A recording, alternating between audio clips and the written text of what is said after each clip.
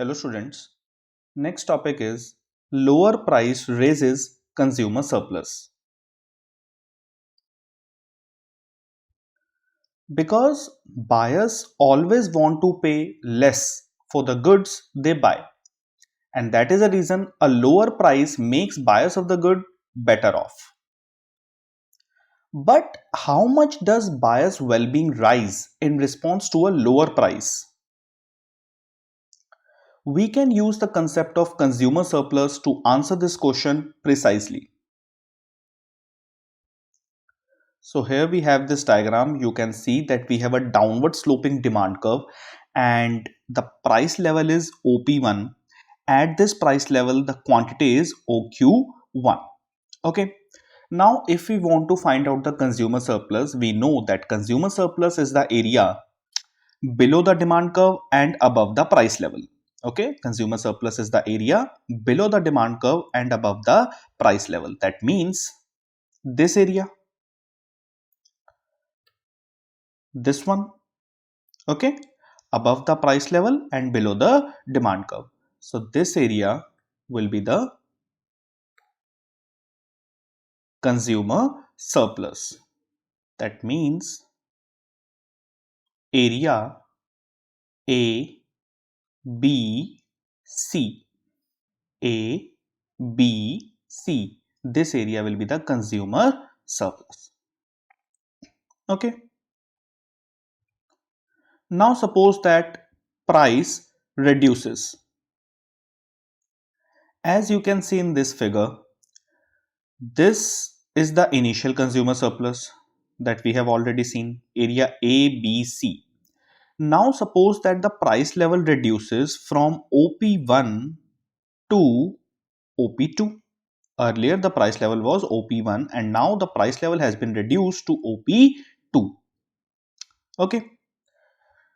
So we can write at OP1 consumer surplus was area A, B, C. Okay. Now at OP2 consumer surplus is area above the price level and below the demand curve. So the area will be A, D, F. A, D, F. Above the price level and below the demand curve. So this will be the consumer surplus at price OP2. Now if we calculate additional consumer surplus, so that can be calculated as our new consumer surplus, which is area ADF. Wait. So that can be calculated as area ADF minus area ABC, right? So that will be equal to area BCFD. BCFD. एक बार फिर से इस concept को समझते हैं. Earlier, the initial price was OP1. At that price, the consumer surplus was A, B, C. Now the price level has been reduced to OP2. So at OP2, the consumer surplus is above the price level and below the demand curve. That is A, D, F. Okay. Now, if we want to calculate the additional consumer surplus, that can be calculated as this area ADF minus the initial consumer surplus, that was ABC. Area ADF minus area ABC will be equal to BCFD. So this will be the additional consumer surplus. But this additional consumer surplus will be divided or can be divided into two parts. First, the additional consumer surplus to the existing consumers who were already in the market, who were consuming this OQ1, who were consuming this OQ1 units at a price of OP1.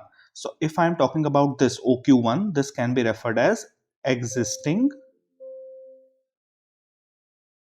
just a second. This can be referred as existing consumers. This OQ1 can be referred as existing consumers.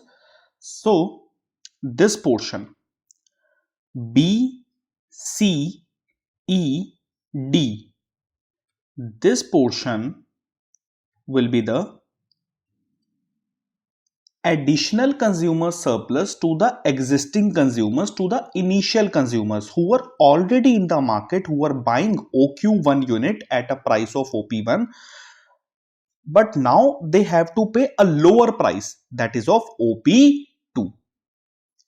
The existing consumers now have to pay a lower price, that is OP2. So this area B, C, E, D, this will be the additional consumer surplus to the initial consumers, to the existing consumers. Okay, now we will talk about this portion Q1, Q2. This can be referred as new consumers. New consumers means because there are some new consumers who enter the market because they are willing to buy the good at a lower price. Okay, some new consumers will enter the market because they are willing to buy the good at a lower price. So this portion CEF, this portion will be the consumer surplus to the new consumers. Okay, above the price level and below the demand curve, but particularly for this portion. So area CEF, this will be the consumer surplus to the new consumers. So our total additional consumer surplus, which was earlier BCFD, it is divided into two parts. First one BCED, which is the additional consumer surplus to the already existing consumers in the market who were consuming OQ1 units at, okay. And the second part is area CEF. This is the consumer surplus to the new consumers who enter the market because they are willing to buy the good at a lower price. And existing consumers are benefited because now they will have to pay a lower price, that is of OP2. I think the concept is clear. Fine. Thank you.